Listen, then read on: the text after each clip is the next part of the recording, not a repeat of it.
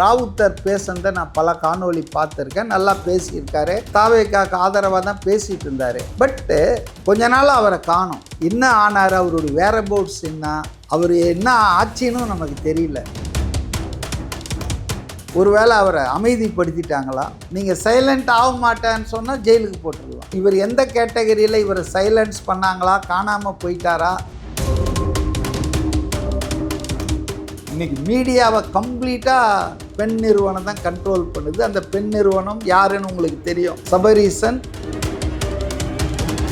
சவுக்கு சங்கர் வார்த்தை பிரயோகங்களில் குற்றச்சாட்டை சொல்கிறதில்ல யாரையும் அவமரியாதையாக பேசிடக்கூடாது.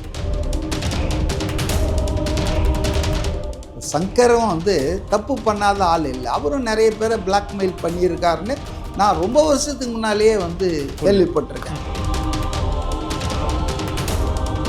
குடும்ப அரசியல் தான் திமுகவினுடைய மிக மோசமான ஒரு நோய். ஒரு குடும்பம், இளைஞர் அணினா உதயநிதி, மகளிர் அணினா கனிமொழி, திமுகனா மு.க. ஸ்டாலின்.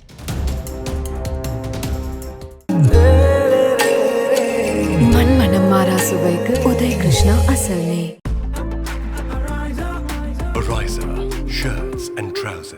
சார் வணக்கம் சார். வணக்கம். எப்படி சார் இருக்கீங்க? நல்லா இருக்கேன். ஒரு பக்கம் திராவிட மாடல் ஆட்சின்னு சொல்லிட்டு ரொம்பவே பெருமையா மார்த்தட்டி ஸ்டாலின் அவர்கள் சொல்றாரு. ஒரு சின்ன விமர்சனத்தை வச்சா கூட அவங்க ஏத்துக்க மாட்டாங்க. இப்போ விஜய் அவர்கள் திமுக தீய சக்தின்னு சொல்லியிருக்காரு. இது குறித்து உதயநிதி ஸ்டாலின் கிட்ட கேட்கறேன். இதை பத்திலாம் அவங்க கிட்ட கேட்க முடியுமா, அவரால் பேச முடியும்னு சொல்லிட்டு அவர் ரொம்ப கடந்து போறாரு. உங்களை பத்தி தீய சக்தின்னு கேட்டா நீங்க தீய சக்தின்னு சொல்லணும், இல்லைன்னாவது சொல்லணும். எதுவுமே இல்லாம கடந்து போறது எப்படி சார் சரியா இருக்கும்? திமுக ஒரு வினோதமான கட்சிங்க. அது எதிர்கட்சியாக இருந்ததுன்னா எல்லா ஜனநாயக உரிமைகளையும் வேணும்னு நினைக்கும். அரசியல் பண்ணாமல் அவியலாக பண்ணுவாங்க எதிர்கட்சிகள்னு பேசினவர் தான் எதிர்கட்சி தலைவராக இருந்த ஸ்டாலின். எதிர்கட்சியாக இருந்தாங்கன்னா அரசாங்கத்தை விமர்சனம் பண்ணுற ஆளுங்கட்சி தலைவர்களை ஒருமையில் கூட விமர்சனம் பண்ணியிருக்காங்க. அந்த உரிமைகள்லாம் அவங்களுக்கு இருக்குதுன்னு நினச்சிக்குவாங்க. ஆனால் வேற ஆள் எதிர்கட்சியாகி இவங்க ஆளுங்கட்சி ஆகிட்டாங்கன்னா பிளேட்டை மாற்றிடுவாங்க. ஆட்சியினுடைய அதிகாரம், காவல்துறை எல்லாத்தையும் பயன்படுத்தி தங்களுக்கு எதிராக விமர்சனம் பண்ணுறவங்கள நசுக்குவாங்க, ஒடுக்குவாங்க. இது காலங்காலமாக நம்ம பார்த்துட்டு இருக்கிறோம். கருணாநிதிக்கு எதிராக எம்ஜிஆர் விமர்சனம் வச்சு அவரை கட்சியிலேருந்து நீக்கி அவர் அதிமுக ஆரம்பித்தப்போ எத்தனை பேர் கொல்லப்பட்டார்கள். கொடியேற்றத்துக்காக சேலத்தில் பூலாவரி சுகுமாரன் சொல்லி எனக்கு நல்லா ஞாபகம் இருக்குது. அவர் கொலை செய்யப்பட்டார். அதிமுக கட்சி உதயமான பிறகு பலர் கொலை செய்யப்பட்டார்கள். அது மாதிரி அடக்குமுறை ஆடுவாங்க. முதல்வராக இருந்தபோது கருணாநிதி டாக்டர் பட்டம் வாங்கிறதுக்காக இது போனப்போ சிதம்பரம் கிளைவ் ஹாஸ்டலுக்கோ இங்கே போனப்போ யூனிவர்சிட்டியில் அப்போது மாணவர்கள் கிளர்ந்து போராடினப்போ உதயகுமார்ன்ற மாணவன் போலீஸ் தடியடியில் கிணத்துல விழுந்து செத்தே போயிட்டான். இவர் அவங்க அப்பாவை கூப்பிட்டு என் மகன் இல்லை இது உதயகுமார்னு சொல்ல வச்ச ஆளுங்க தான். அதனால் திமுக என்பது ஆட்சியில் இருந்தால் ஒரு பேச்சு பேசுவாங்க. இப்போ உதாரணத்துக்கு லேட்டஸ்ட்டாக சொல்கிறோம், எதிர்கட்சியாக இருக்கும்போது கடிதமே எழுதியிருக்கார் மாநகராட்சி அதிகாரிக்கு. இந்த தூய்மை பணியாளர்கள் வேலைகளை தனியாருக்கு விடக்கூடாது, தற்காலிகமாக பணியாற்றி கொண்டு இருப்பதெல்லாம் அரசு ஊழியர்களாக ஆக்கணும்னு எழுதியிருக்காரு. ஆனால் இன்றைக்கி அவர் தான் முதல்வர். அதுக்கு நேர் எதிராக பண்ணிகிட்ருக்காரு. தூய்மை பணி ஒர்க்கை கான்ட்ராக்டுக்கு விடுறாங்க தனியாருக்கு. இது அவங்க கேட்குறாங்க, நீங்கள் தானேங்க கடிதம் எழுதினீங்க, எங்களை காப்பாற்றுங்க, உங்களுக்கு இன்றைக்கி அதிகாரம் இருக்குதுன்னா அதெல்லாம் அவர் காது கொடுத்து பார்க்கல. கூலி படம் பார்க்குறதுக்கு போயிட்டுருக்காரு குடும்பத்தோட.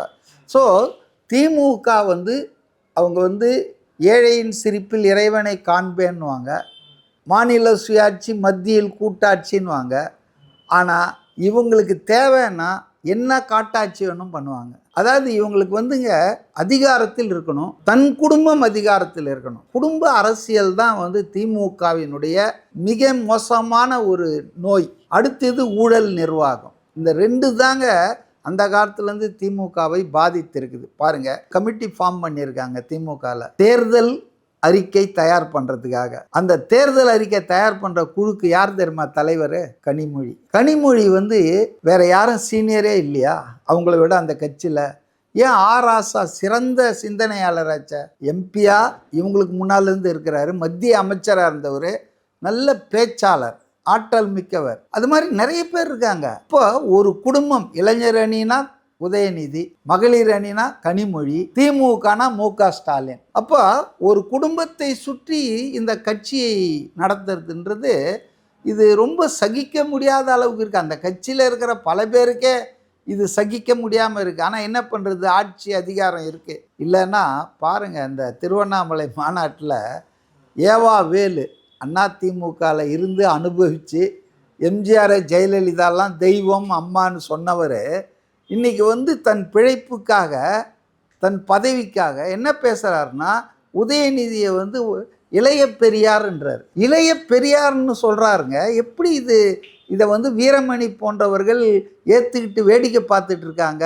இன்னும் கொஞ்ச நாள் இளைய காந்தின்னு வாங்க போல இருக்குத, இளைய காமராஜர்னு வாங்க போல இருக்கு. ஸோ ஒரு அளவுக்கு மேலே வந்து அவங்க வந்து புகழ் பாடுவதும் இந்த மாதிரி வந்து எதிர்க்கட்சிகளை வந்து நசுக்குவதும் தொடர்வது இது ஒன்றும் புதுசு இல்லைங்க. எப்பெல்லாம் இவங்க ஆட்சிக்கு வராங்களோ அப்போல்லாம் எதிர்க்கட்சியை நசுக்குவாங்க. உங்களுக்கு ஒரு சம்பவத்தை நான் நினைவூட்ட விரும்புகிறேன். ஜெயலலிதா அவர்கள் வந்து ஒரு கட்டத்தில் வெறுத்து அரசியலை விட்டு போய் பெங்களூர்லேயோ ஹைதராபாத்லேயோ நிரந்தரமாக போய் செட்டில் ஆகிடலான்னு நினச்சி ராஜினாமா கடிதம் எழுதி வச்சுட்டு ஒரு 2 நாள் வெயிட் பண்ணலான்னு அவங்க பண்ணிகிட்டு இருந்தாங்க. Almost she decided to quit politics. ஆனால் முதலமைச்சராக இருந்த கருணாநிதிக்கு பொறுமை இல்லை. அந்த 1 நாள் 2 நாள் கூட பொறுமை இல்லாமல் கமிஷனர் துரை இருந்தார், அப்போ போலீஸ் கமிஷனர். அவர் மூலமாக இந்த உளவுத்துறையில் இதை தெரிஞ்சுக்கிட்டு போலீஸ் பார்ட்டியை விட்டு ரெய்டு பண்ணி அந்த லெட்டரை வந்து எடுத்து ஒரு வீட்டில் இருந்து அதை எடுத்துகிட்டு வந்து தமிழ் குடிமகன் அன்னைக்கு சபாநாயகராக இருந்தார், அவர் கையில் கொடுக்க வச்சாங்க. எந்த அளவுக்கு அவங்களுக்கு புரியலன்னா, ஒரு ராஜினாமா பண்ணுற மெம்பர், சட்டமன்ற உறுப்பினர் தானே வந்து கொடுத்தா தான் அதை ஏற்றுக்கணும். வேறு யாராவது தபாலில் கொண்டு வந்து கொடுத்து வேறு யாராவது கொடுத்தாலாம் சபாநாயகர் ஏற்றுக்கூடாது. அப்போ இந்த அளவுக்கு வந்து ஆத்திரம், எதிர்க்கட்சியே இருக்கக்கூடாது. அந்த மாதிரி ராஜினாமா பண்ணி வச்சுருக்காங்க. அந்த தகவல் உங்களுக்கு அரசாங்கத்தில் இருக்கிறதால கிடைக்குது. அந்த பொறுமை இருந்திருக்கலாம் இல்லை, அந்த மாதிரி போயிருப்பாங்க. நீங்கள் போய் இந்த மாதிரிலாம் வீட்டில் போய் ரெய்டு பண்ணி அந்த லெட்டரை எடுத்துகிட்டு வந்து கொடுத்துலாம் பண்ணால் அதுக்கப்புறம் அந்த அம்மா வீறு கொண்டு எழுந்துச்சு. அதனால் கருணாநிதி காலம் தொட்டு இது வந்து திமுகவுக்கு கைவந்த கலை. எதிர்க்கட்சிகளை இப்போ லேட்டஸ்ட்டாக பாருங்கள், சவுக்கு சங்கர் ஊடகவியலாளர் இப்போ விஜய்க்கு எதிராக இந்த கருத்துக்களை வந்து வைக்கிறாங்களா சார்? அவங்களெல்லாம் திமுக வந்து எந்த கட்சியாக இருந்தாலும் வந்து அவங்களுக்கு நிறைய சலுகைகளை வந்து கொடுக்குறாங்க, அவங்களை வந்து கொண்டாடுறாங்கன்னே நம்ம சொல்லலாம். இப்போ விஜய்க்கு ஆதரவாக சொல்கிறோன்றதை விட விஜய் பற்றி இந்த உண்மையை சொல்கிறாங்க சார். அவங்களுக்கு வந்து தொடர்ந்து வந்து நிறைய நெருக்கடிகளை வந்து கொடுக்குறாங்க. ஒரு பக்கம் வந்து அரசியல் விமர்சகர்லாம் குறிவைக்கப்படுறாங்க, பத்திரிகையாளர்கள்லாம் குறிவைக்கப்படுறாங்க. விஜய்க்கு ஆதரவாக பேசினாலே அவங்களுக்கு வந்து ஆபத்து அப்படின்னு வந்து நம்ம முடிவு பண்ணிக்கலாம். இப்போ சமீபத்தில் ராவுத்தர் இப்ராஹிம் சொல்லி ஒருத்தர் வந்து விஜய்க்கு ஆதரவாக பேசிட்டு இருந்தார். சமீப காலமாக அவர் ஆளையே காணோம், என்ன ஆனார்னு கூட நமக்கு தெரியலை. இன்னொரு பக்கம் சவுக்கு சங்கர். என்ன நடக்குது சார் தமிழக அரசியலில்? ஒன்று நான் கிளியர் பண்ணிடுறேன். நான் வந்து வருஷக்கணக்காக இந்த திமுகவுக்கு எதிராக தான் பேசிகிட்டு இருக்கிறேன். நான் வந்து பிஎஸ்என்எல் இன்ஜினியராக இருக்கும்போதே எனக்கு அமைச்சராக இருந்த தயாநிதி மாறன், ராஜா இவங்களெல்லாம் எதிர்த்து கடுமையாக விமர்சனம் பண்ணியிருக்கிறேன். அவங்க பண்ண இந்த ஊழல்களெல்லாம் பொதுவெளியில் அம்பலப்படுத்தியிருக்கேன், தொலைக்காட்சிகளில் நேர்காணல் பண்ணியிருக்கேன். என்னை வந்து அவங்க பென்ஷன் வாங்காமல் ரிட்டையர் பண்ண வச்சாங்களே தவிர, எனக்கு பழி வாங்கணும்னு அவங்க முயற்சி பண்ணாங்களே தவிர அலுவலக ரீதியாக மற்றபடி எனக்கு எந்த மிரட்டலும் உருட்டலும் வரல. அதை நான் இன்றைக்கும் நான் சொல்கிறேன். கடந்த 2-3 வருஷமாக நான் வந்து தீவிரமாக திமுக எதிர்த்து அரசியல் விமர்சகராக பேசிகிட்டு தான் இருக்கேன் பொதுவெளியில். எனக்கு இது வரைக்கும் யாரும் மிரட்டல் உருட்டல் எதுவும் வரல. ஸோ நான் என் விஷயத்தை தெளிவு பண்ணிடுறேன். ஆனால் திமுக வந்து இந்த மாதிரி பல பேரை அச்சுறுத்துது, மிரட்டுது. ஒருவேளை நான் மிரட்டினாலும் பணிய மாட்டேன்ற லெவலுக்கு இதெல்லாம் தேராத கேஸுன்னு விட்டாங்களா இன்னும் தெரியாது. ஸோ இது மாதிரி நீங்கள் சொன்ன மாதிரி அந்த ராவுத்தர் பேசுனதை நான் பல காணொலி பார்த்துருக்கேன். நல்லா பேசியிருக்காரு, தாவேக்காக்கு ஆதரவாக தான் பேசிகிட்டு இருந்தார். பட்டு கொஞ்ச நாள் அவரை காணோம். என்ன ஆனார், அவருடைய வேரபவுட்ஸ் என்ன, அவர் என்ன ஆட்சின்னு நமக்கு தெரியல. ஏன்னா எனக்கு அவரோட நெருக்கமான பழக்கமோ உறவோ கிடையாது, அதனால் தெரியல. ஆனால் நானும் உங்களை மாதிரி தான் அவர் மிஸ்ஸிங்காக இருக்காரு, என்ன விஷயம்னு தெரியல.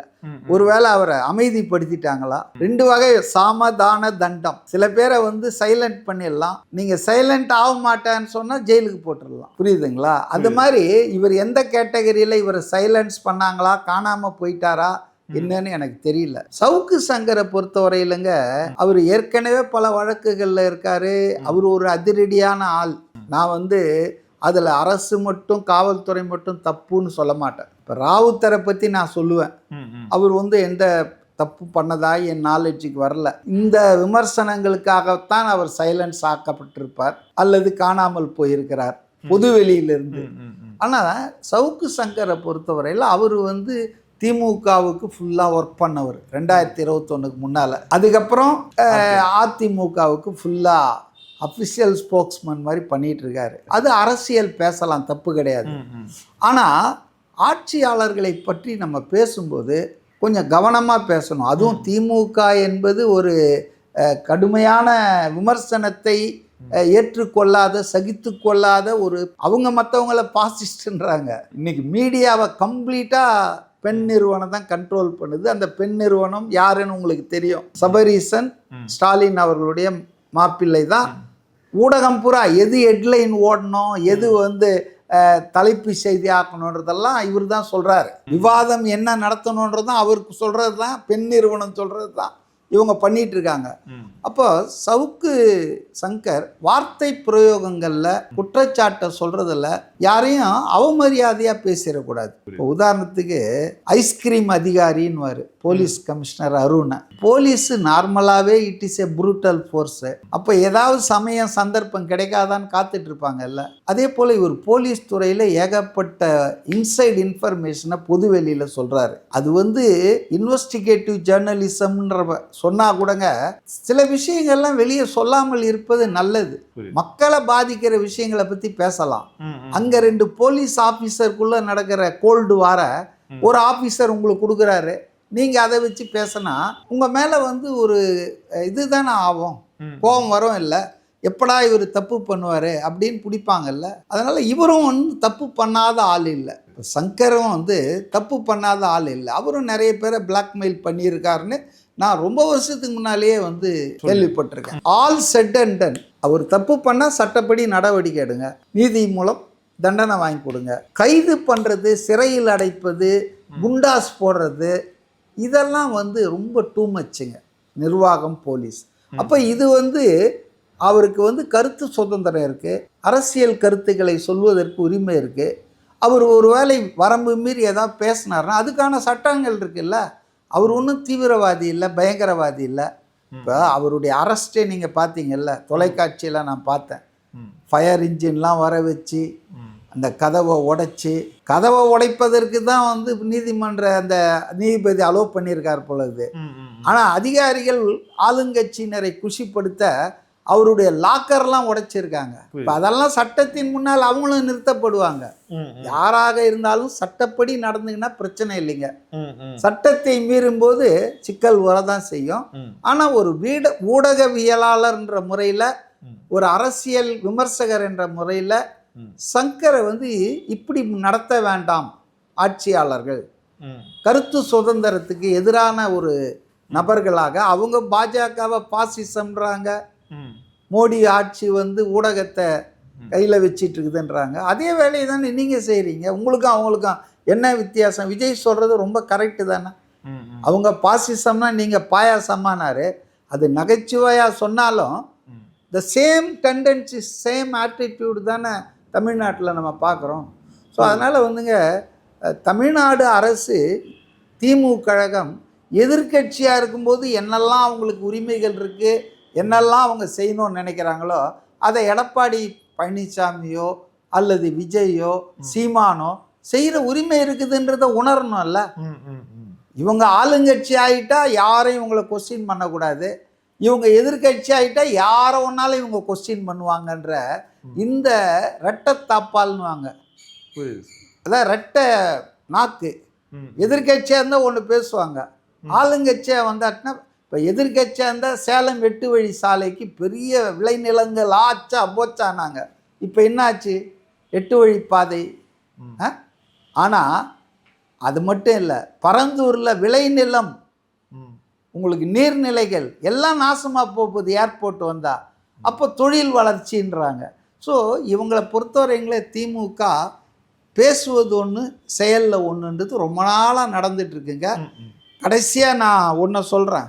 இப்போ கல்வியில் சிறந்த தமிழ்நாடுன்னு இப்போ ஒன்று கொண்டு வராங்க. ஏதோ மு.க. ஸ்டாலின் வந்த பிறகு திராவிட மாடல் ஆட்சி அவர் தொடங்கின பிறகு தான் தமிழ்நாடு வந்து கல்வியில் சிறந்த மாதிரி சொல்கிறாங்க. தமிழ்நாடு எப்போவுமே கல்வியில் சிறந்தது தான். இதை பாடினவரே பல ஆண்டுகளுக்கு முன்னால் பாடிட்டு போயிட்டார், கல்வியில் சிறந்த தமிழ்நாடுன்னு. இப்போ எல்லாம் விளம்பரத்துக்காக இந்த மாதிரி வெல்லும் தமிழ் பெண்கள், உடன் பிறப்பே வா, உங்களுடன் ஸ்டாலின், இவ்வளோ நாளாக எங்கே இருந்தார், யாரோடு இருந்தார்? ஆக தேர்தலை அவங்க குறி வச்சு ஒரு வருஷத்துக்கு முன்னாலேருந்து ஆரம்பிச்சிட்டாங்க அவங்க வேலையை, பிரச்சாரத்தை. என்னன்னா அரசாங்க செலவில் பண்ணிகிட்டு இருக்காங்க. அரசாங்க செலவு. இப்போ வெல்லும் தமிழ் பெண்கள்னு ஒரு ட்ராமா நடத்தினாங்க. ஆனால் இன்றைக்கி நான் என்ன பார்க்குறேன்னா, ஒரு அம்மா வந்து சீமா அகர்வால் ஐபிஎஸ் ஆஃபீஸரை தான் சொல்கிறேன் நான். டிஜிபி போஸ்டிங்க்கு யூபிஎஸ்சி 3 பேர் செலக்ட் பண்ணி கொடுத்துருக்காங்க. அதில் முதல்ல இருக்கிறது சீமா அகர்வால்னு தகவல் நமக்கு தெரிஞ்சுது. 2 மாதம் ஆச்சு அந்த லெட்ரு வந்து. ஏன் அந்த அம்மாவை டிஜிபியாக போடல? ஒரு பெண் இந்த அளவுக்கு உயர்ந்திருக்காங்க, 1ஆம் நம்பரில் வந்திருக்காங்க. 3 பேரில் யாராவது ஒருத்தரை போடலான்றது உங்களுக்கு அதிகாரம் இருக்குது. ஆனால் யாரையுமே போடாமல், குறிப்பாக அந்த பெண் அதிகாரியை போடாமல் நீங்கள் வந்து இன்சார்ஜ்னு கொடுத்துட்டே இருக்கீங்க. ஏன்? அப்போது பேசுறது ஒன்று, படிக்கிறது ராமாயணம், இடிக்கிறது பெருமாள் கோயிலா என்ன சொல்லுவாங்க? அந்த மாதிரி இவங்க படிக்கிறது பெரியாரிசம், ஆனால் பண்ணுறது பூரா ஜாதி அரசியல். முருகன் விழா நடத்துவாங்க அறநிலையத்துறையை பயன்படுத்தி. இப்போ கிறிஸ்மஸ் விழா நடத்துவாங்களா? இல்லை சந்தனக்கூடு இஸ்லாமியர் விழா நடத்துவாங்களா? மதச்சார்பற்ற அரசுனா என்னங்க அர்த்தம்? செக்குலரிசம்னா என்ன? அரசு எந்த மதத்தையும் சாராமல் இருக்க வேணும். எதிர் கிடையாது, நாம நாத்திகர்கள் கிடையாது. செக்குலரிசம் என்றால் கவர்மெண்ட் இஸ் அபோவ் ஆல், அதுக்கு எல்லா மதமும் ஒன்று தான். ஆனால் இன்னைக்கு என்ன பண்ணுறாரு அறநிலையத்துறை அமைச்சர்? முருகன் விழா நடத்துகிறாரு. இவங்க எங்கடா இந்து ஓட்டை தள்ளின்னு போகிறாங்கன்னு பாஜக போட்டிக்கு மதுரையில் அவங்க ஒரு விழா நடத்துகிறாங்க. ஆக திமுகவும் திருப்பரங்குன்னு கூட அதுதான் கதை. திமுகவும் பாஜகவும் இந்த அரசியல் ஆதாயத்துக்காக, ஓட் பேங்க் பாலிட்டிக்ஸ்க்காக தான் இந்த திருப்பரங்குன்ற விஷயத்தையும் பெருசாக்கிட்டு இருக்காங்க. அது ஒரு பிரச்சனையே கிடையாது. அது இவங்க மைனாரிட்டி ஓட்டுக்காக இந்த ட்ராமா போடுறாங்க, அவங்க மெஜாரிட்டி இந்து ஓட்டுக்காக பாஜக ட்ராமா போடுறாங்க. இதில் வந்து சாதாரண மக்கள் தான் பாதிக்கப்படுறாங்க. இப்போ நீதித்துறையும் இதில் சிக்கிட்டு மாட்டிக்கிட்டு இருக்குது. அதனால் வந்துங்க, எதிர்கட்சியாக இருக்கும்போது மற்றவர்களுக்கு என்னெல்லாம் இருக்கணுமோ அதை ஆளுங்கட்சியான பிறகு உறுதிப்படுத்தணும் திமுக ஆட்சி. அதுக்கு பதிலாக வந்து நாங்கள் ஆட்சிக்கு வந்தால் எங்களை யாரும் கேள்வி கேட்கக்கூடாது, விமர்சனம் பண்ணக்கூடாது. ஆனால் நாங்கள் எதிர்கட்சி ஆகிட்டோம்னா நாங்கள் என்ன வேணா பேசுவோம், சகிச்சுக்கிட்டு தான் இருக்கணும். எடப்பாடி பழனிசாமியை பேசாத பேச்சாங்க இவங்க, எந்த அளவுக்கு பேசியிருக்காங்க. ஆனால் ஸ்டாலினை பற்றி ஒருமையில் பேசுகிறாராம். நீங்கள் என்ன நரகல் மொழியிலெல்லாம் ஒரு முதலமைச்சர்னு பார்க்காம எடப்பாடியை பேசியிருக்கீங்க. அதான் சொன்னேன்னே, அவங்களுக்கு ரெட்டை நாக்குங்க. ஆளுங்கட்சியான ஒரு மாதிரி பேசுவாங்க, எதிர்கட்சியான வேற மாதிரி பேசுவாங்க. ரொம்ப நன்றிகள் சார், எங்களோட நேரம் நன்றிகள் சார்.